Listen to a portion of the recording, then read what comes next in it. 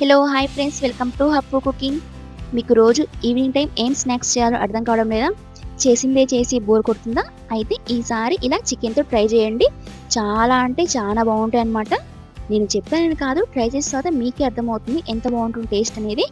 పిల్లలకైనా పెద్దలకైనా అందరికి నచ్చే విధంగా ఈ చికెన్తో గారెలు ఎలా తయారు చేసుకోవాలో ఈ రోజు ఈ వీడియోలో చూపించేస్తున్నాను. అందుకని వీడియోని ఎక్కడ స్కిప్ చేయకుండా పూర్తిగా చూసేయండి. అలాగే మీ ఫ్రెండ్స్ అండ్ ఫ్యామిలీ కూడా షేర్ చేయండి. మరి ఇంకా లేట్ ఎందుకు, వీడియోలోకి వెళ్ళిపోదామా?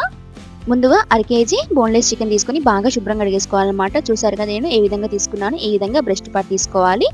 ఇప్పుడు మనం ఈ చికెన్ అయితే చిన్న చిన్న పీసెస్ లాగైతే కట్ చేసుకోవాలన్నమాట. ఈ విధంగా మనం చికెన్ అయితే చిన్న చిన్న పీసెస్ లాగైతే మొత్తాన్ని కూడా కట్ చేసుకోవాలన్నమాట. మనం చేస్తున్న గారెలు కాబట్టి బోన్స్ లేకుండా ఈ విధంగా మనం చిన్న చిన్న పీసెస్ లాగా కట్ చేసుకుంటే బోన్స్ ఏమైనా ఉంటే పక్కన పెట్టేసుకోవచ్చు అనమాట. అందుకని ఈ విధంగా చిన్న చిన్న పీసెస్ లాగైతే కట్ చేసుకోవాలి. చూసారు కదా, ఈ విధంగా మనం చికెన్ అయితే చిన్న చిన్న పీసెస్ లాగా అయితే కట్ చేసుకోవాలి. ఈ చికెన్ పీసెస్ మొత్తాన్ని కూడా ఇప్పుడు మనం మిక్సీ జార్లో అయితే వేసుకుందాం. ఈ విధంగా మొత్తాన్ని అందులో వేసుకొని అందులో ఏం వేయకుండా మనం మిక్సీ అయితే పెట్టేసుకుందాం. చూసారు కదా, ఈ విధంగా మనం మిక్సీ అయితే పట్టేసుకోవాలన్నమాట. ఎక్కువ తిప్పాల్సిన అవసరం లేదు, మనం ఒక నిమిషం తిప్పుకుంటే సరిపోతుంది. ఈ విధంగా మనకి పేస్ట్ లాగా అయితే ప్రిపేర్ అయిపోతుంది అనమాట. ఈ చికెన్ మొత్తాన్ని కూడా ఇప్పుడు మనం ఒక బౌల్లోకి అయితే ట్రాన్స్ఫర్ చేసుకుందాం.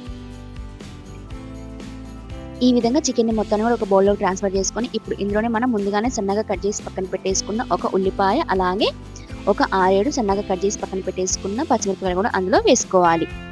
అందులోనే ఒక 6-7 రెమ్మల వరకు కరివేపాకుని కూడా అందులో వేసుకోవాలి. 1 టీ స్పూన్ అల్లం వెల్లిపాయల పేస్ట్, అలాగే 2 టీ స్పూన్ల కారాన్ని కూడా యాడ్ చేసుకోండి. అలాగే రుచికి సరిపడంత ఉప్పును కూడా యాడ్ చేసుకోండి. అలాగే ఒక 1/2 టీ స్పూన్ వరకు పసుపు, 1/2 టీ స్పూన్ ధనియా పౌడర్, అలాగే 1/2 టీ స్పూన్ గరం మసాలా పౌడర్ని కూడా యాడ్ చేసుకోవాలి. అందులోనే 1 ఎగ్ పగలగొట్టి ఈ విధంగా అందులో వేసుకోవాలి. ఎగ్ వేయడం వల్ల మనకి గారెలు చాలా సాఫ్ట్గా చాలా బాగుంటాయి అన్నమాట, టేస్ట్ కూడా. అందుకని ఎగ్ను కూడా వేసుకోండి. ఇప్పుడు ఈ మిశ్రమాన్ని ఒకసారి బాగా కలిపేసుకోవాలి.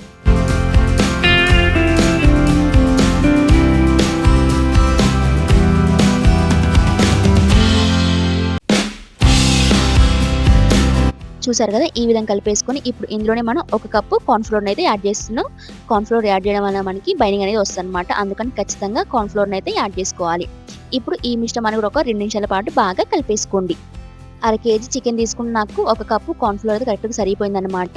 మరి గట్టిగా అయిపోయినా కూడా మనకి గారెలు అనేవి చాలా గట్టిగా అయిపోతాయి. అందుకని 1 కప్పు తీసుకుంటే కరెక్ట్గా సరిపోతుంది. ఈ విధంగా బాగా కలిపేసుకొని ఇప్పుడు మనం గారె వస్తుందో లేదో ఒకసారి చెక్ చేసుకున్నా, రాకపోతే మనం కొంచెం లూజ్గా ఉన్నట్టు అనిపిస్తే ఇంకొంచెం కార్న్ఫ్లోర్ అయితే యాడ్ చేసుకోవచ్చు. చూసారు కదా, గారె ఏ విధంగా పర్ఫెక్ట్గా వస్తుందో ఈ విధంగా రావాలన్నమాట. నేను తీసుకున్న చికెన్కి అలాగే అందులో వేసుకున్న కార్న్ఫ్లోర్ కరెక్ట్గా సరిపోయింది. ఇంకా వేయాల్సిన అవసరం ఏం లేదు. ఇప్పుడు మనం డీప్ ఫ్రైకి సరిపడంత ఆయిల్ అయితే హీట్ చేసుకోవాలన్నమాట. నేను ముందుగానే ఆయిల్ అయితే స్టవ్ మీద పెట్టేసుకున్నాను, అందుకని అది హీట్ అయిపోయింది. అందుకోసం నేను గారెలు అయితే వేసుకుంటున్నాను. మంటని మీడియం ఫ్లేమ్ పెట్టేసుకొని గారెల మొత్తాన్ని కూడా వేసుకోవాలన్నమాట. హై ఫ్లేమ్ పెట్టేసి పైన వరకు కలర్ చేంజ్ అయ్యి లోపల మాత్రం పచ్చిగా అలాగే ఉంటుందన్నమాట. అందుకని మంటని మీడియం టు లో ఫ్లేమ్లో అడ్జస్ట్ చేసుకుంటూ ఈ గారెలను అయితే మనం వేసుకోవాలి.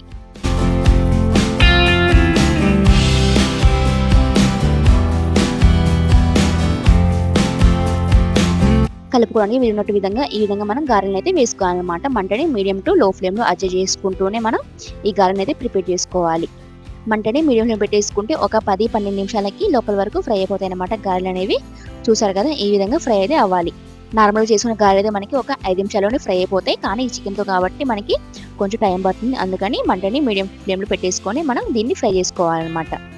గారెలు మంచిగా ఫ్రై అయిపోయినాయి కాబట్టి ఇప్పుడు మనం ఒక బౌల్లోకి అయితే ట్రాన్స్ఫర్ చేసుకున్నాం మొత్తాన్ని కూడా.